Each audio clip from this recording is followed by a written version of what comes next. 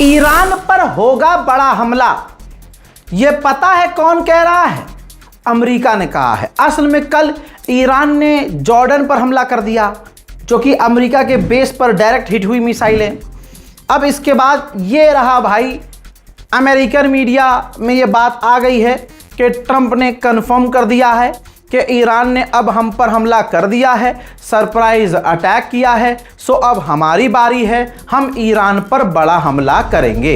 इससे पहले चीज़ें संभलती, इजिप्ट के करीब 2 टैंकर अमेरिका के खड़े थे, ड्रोन हमला उन पर हो गया। अब आप उस हमले को ये नहीं कह सकते, क्योंकि ईरान इतनी दूर तो हमला नहीं करता कि पोर्ट पर उधर, लेकिन अगर कर भी रहा है तो ये ईरान के समर्थक वाले ग्रुप हो सकते हैं जो ईरान को सपोर्ट करते, जो इराकी हैं। लेकिन अब होगा ये कि इससे चीज़ें और बिगड़ गई हैं और अमेरिका ईरान पर बड़े हमले की तैयारी में है। जो कल हमला हुआ था उस पर गोल मोल बातें हो गई है। डोनाल्ड ट्रंप ने मीडिया से बात करते हुए कहा है कि हम पर जो हमला हुआ था, हमें खबर मिली है कि वो किसी और ग्रुप ने हमला किया है हम पर। उन ग्रुप से हमारे मिलिट्री ने बात की है, उन्होंने हमसे माफ़ी भी मांग ली है, लेकिन हम हमला करेंगे। मुहर्रम का समय चल रहा है, 2 महीना 8 दिन जो शिया समुदाय हैं वो इमाम हुसैन का गम मनाते हैं। ये सभी को बात अच्छे से मालूम है। इराक के अंदर करबला है, जहां इमाम हुसैन और जो 72 शुहदा हैं उनकी यादें हैं। ज़ायरीन वहां पर इस समय जाते हैं। इराक के अंदर हमला अमेरिका ने कल कर दिया। अमेरिका के साथ सऊदी अरब ने, दोनों ने मिलकर इराक पर हमला किया। आपके स्क्रीन पर ये वो इराकी फाइटर्स हैं जो अमेरिका और सऊदी अरब के आतंकी हमलों में मारे गए। इनके अलावा ये ईरान के 4 IRGC के थे जो कि वहाँ तैनात नहीं थे, वो ज़ियारत के लिए गए थे। इसके अलावा जो ज़ायरीन थे, जो आम लोग थे, जो उस करबला की सरजमीन पर मौजूद थे, ज़ियारत करने के लिए गए थे, वो भी मारे गए हैं। लगभग रिपोर्ट के मुताबिक 20 लोगों की मौत हो गई है। इराक की सरकार अमेरिका और सऊदी अरब की निंदा नहीं करती, ये रही उनकी रिपोर्ट। सऊदी अरब और अमेरिका के हमलों की निंदा करते हुए इराक की सरकार ने कहा कि ये दोनों ने जो मिलकर काम किया है, हमला किया है, ये सरासर गलत किया है, क्योंकि वो आतंकी नहीं थे।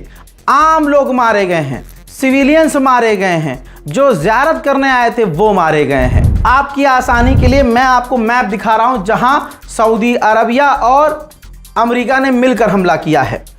निनेवे के एक जगह है, इरबिल के पास एक जगह है, किरकुक में हमला किया है, सलाह अल दीन में हमला किया है, दियाला पर हमला किया है, वासित पर हमला किया है, बसरा पर हमला किया, बगदाद पर हमला किया, अल्लाह अकबर, करबला पर भी हमला किया। करबला पर भी हमला किया। कौन कहता है यजीद मारा गया? यजीद के बच्चे आज भी जिंदा हैं, अलग अलग शक्लों में हैं। वही यजीद सऊदी अरब है, और कौन है? कोई और होता तो करबला की सरजमीन पर हमला करता, वो भी शैतान के साथ मिलकर। मुसलमानों, क्या हो गया है आपको? इतना अच्छा है सऊदी अरब कि आपको सही और गलत नहीं दिख रहा। इराक का प्रधानमंत्री सऊदी अरब के लिए तैयारी कर रहा था, सऊदी अरब उन्हें जाना था। इस आतंकी हमले के बाद इराक के प्रधानमंत्री ने सऊदी अरब का दौरा रद्द कर दिया और अपनी इमरजेंसी मीटिंग बुलाई है। हश्द-उश-शाबी जो ग्रुप है, जिस पर निशाना बनाया था अमेरिका और सऊदी अरब ने, हश्द-उश-शाबी का बयान आया है। ये उनका ऑफिशियल स्टेटमेंट है, मैं आपको आसान ज़बान में बता देता हूँ। उन्होंने अपनी गवर्नमेंट को अल्टीमेटम दिया है कि अगर आपने इन हमलों के खिलाफ एक्शन नहीं लिया तो याद रखिएगा, हम हमला करेंगे, ज़रूर करेंगे। बशर्त यह है थोड़ी सी हमारी कि हम इस वक्त पॉज ले रहे हैं। हम हमला इस वक्त नहीं करेंगे, 40 के बाद करेंगे। यानी जो इमाम हुसैन का 40वां शिया समुदाय मनाता है, शिया लोग मनाते हैं। कहा जा रहा है कि हश्द-उश-शाबी ने कहा है कि क्योंकि 40 में पूरी दुनिया के मुसलमान इराक आते हैं, लिहाजा उस वक्त हमला नहीं करेंगे, हम उसके बाद हमला करेंगे। जिन साइट पर इराक में हमले हुए, मैं उनकी तस्वीर दिखा रहा हूं। यही वो जगह है जहां लानती सऊदी अरब ने और अमेरिका ने, दोनों शैतानों ने मिलकर इराक में हमला किया और आम लोगों को कत्ल कर दिया। ऐसा नहीं है कि ईरान चुप रहा, ईरान ने साफ तौर से कहा या तक ये हमला है, हम इसकी निंदा करते हैं और जवाबी कार्रवाई होनी चाहिए। लेकिन गुलाबी सुअर की सरकार ने कहा है, डोनाल्ड ट्रंप ने खुद कहा है कि ये जो इराक पर हमने हमला किया है सऊदी अरब के साथ मिलकर, हमने इराक की सरकार को बताकर हमने हमला किया था। क्या सच है क्या झूठ, डोनाल्ड ट्रंप की बात को आपको मानना है या नहीं, यह आपके ऊपर है। उधर जो कुर्दिश लड़ाके हैं, जो कुर्द के लड़ाके हैं जो इराक में ही रहते हैं, वो इराक की सरकार पर दबाव बना रहे हैं कि जो ईरान के समर्थक वाले लड़ाके हैं, आप उनसे हथियार डलवाओ। वहीं मेरे दोस्तों, अमेरिका ने कहा है कि इस हमले में, जो इराक पर हमने हमला किया सऊदी अरब के साथ मिलकर, ईरान के कई सारे ऑफिशियल्स मारे गए हैं। उधर मेरे दोस्तों, इराक की सरकार ने सऊदी अरब को लताड़ा है और सख्ती से कहा है कि अब आप हमको प्रूफ दीजिए कि हमारी सरजमीन से आप पर हमला हुआ था, क्योंकि यही बहाना बनाकर आपने हम पर हमला किया है ना, अब आपको सबूत देना पड़ेगा। कुरान के खिलाफ कौन है, अहले बैत के खिलाफ कौन है, असहाबाए कराम के खिलाफ कौन है, ये कौन सा सहाबी है जो मुसलमानों के साथ नहीं होता, वो अमेरिका और इसराइल के साथ होता। ऐसे कोई असहाबाए कराम नहीं है। असहाबाए कराम छोड़िए, उनके भी असहाब के जो असहाब हैं वो भी ऐसे ना होते। आपकी स्क्रीन पर सऊदी अरब के डिफेंस मिनिस्टर का खुलासा है, उसके बारे में राज है। सऊदी अरब के डिफेंस मिनिस्टर अमेरिका गए, अमेरिका के आगे रो रो कर भीख मांगी कि आप हमें, जो हमला हो रहा है ईरान का और हुथीस का हम पर, आप मेहरबानी करके हमें उनसे बचाइए। ये सीधा अल्लाह से मदद नहीं मांग रहे, ये अपने असली मौला, असली आका, जिसे ये खुदा मानते हैं, भागे हैं उसके पास कि हमें बचाओ। और अमेरिका क्या 41 दिन से अब तक इन्हें बचा पाया? 41 दिन वो जंग, और उसके बाद अभी जो 13-14 दिन जो हुआ, क्या यहूदी इन्हें बचा पाए? क्या ईरान के हमलों से अमेरिका खुद के डिफेंस सिस्टम को नहीं बचा रहा है, अपने जो एयरबेस हैं उनको नहीं बचा पा रहा है?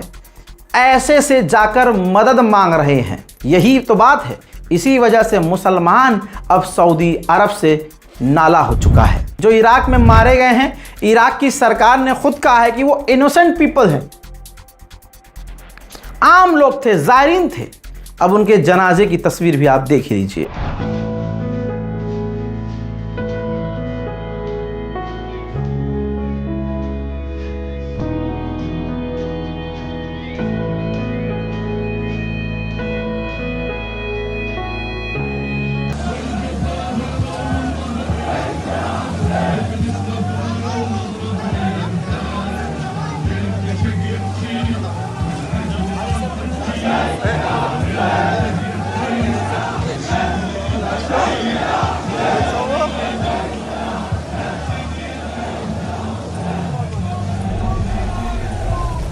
तमाम ऐसी हरकतों के बाद अब हूथीज ने सोचना शुरू कर दिया है कि स्ट्रेट ऑफ हॉर्मुज की तरह हम भी बाबल मंदीब में फीस लेना शुरू कर दें। वहीं हूथीज ने किया है कंफर्म कि हमने सऊदी अरब के एक और ड्रोन को मार गिराया है। यहां तक कि सऊदी अरब ने कमर कस ली है हूथीज को मिटाने के लिए। अकेले तो इनके पिछवाड़े में गू नहीं है, तो सऊदी अरब ने ऐलान किया है कि हम एक नेवी ग्रुप बना रहे हैं, नेवल ग्रुप, जिसमें कई सारे देशों की नेवी शामिल होगी और हम सब मिलकर हूथीज को मिटाएंगे। यमन की जो सरकार है, सरकार जो खुद हूथीज के खिलाफ है, अमेरिका और सऊदी अरब के साथ है, ज़रा उनका ये विजुअल देखिए। यमन की गवर्नमेंट ने शाहिद 136 ड्रोन की कॉपी दिखाई है। जो देश ईरान को हल्के में लेते थे, आज दुनिया देखे कि ईरान के ड्रोन्स की कॉपी बनाई जा रही है। यमन की सरकार पूरी तरह से अमेरिका और इसराइल और सऊदी अरब के साथ है और खुद अपने मुल्क के हूथीज के खिलाफ है। आगे क्या क्या होना है वक्त बताएगा, चीज़ें और बिगड़ रही हैं। मेरे दोस्तों, उधर जंगली जानवर नेतन्याहू ने मीडिया में बात करते हुए कहा कि मैंने धमकी दे रखी है अमेरिका को कि अगर हम पर हमला हुआ तो हम बहुत बड़ा हमला करेंगे। यही वजह है कि ईरान हम पर हमला नहीं कर रहा है। मैं सितंबर में न्यूयॉर्क जाऊंगा, ममदानी कुछ नहीं उखाड़ पाएगा। ओमान के ऑफिशियल ईरान गए थे अमेरिका और दूसरे देशों के दलाल बनकर। ईरान के सामने ऑफर रखा था कि स्ट्रेट ऑफ हॉर्मूज सिर्फ आप नहीं और आप और मैं नहीं बल्कि सारे देश मिलकर चलाते हैं ताकि सबका फायदा हो। ईरान ने साफ इनकार कर दिया और वापस ओमान को भगा दिया। जवाबी कार्रवाई ईरान हमेशा करता है, कम से कम ईरान ने ये इमेज बना ली है। अब खबर ये है कि ईरान सोच रहा है कि अब यूक्रेन के ऊपर जो जवाबी कार्रवाई करनी है वो कुछ इस तरह से की जाए कि यूक्रेन के पोर्ट पर हमला किया जाए। मेरे दोस्तों, अमेरिका की सेनेट ने, तस्वीर देखिए जिसमें यूक्रेन का राष्ट्रपति नज़र आ रहा है, अमेरिका की सेनेट ने यूक्रेन के समर्थन में बिल पास कर दिया है कि जो भी देश, कोई भी देश रूस और ईरान से तेल लेगा उस पर हम पाबंदी लगा देंगे। यह बिल सेनेट ने पास कर दिया है। फाइनल अप्रूवल के लिए अब आगे फॉरवर्ड कर दिया गया है। अमेरिका की सेंटकॉम की फटी पड़ी है चड्डी।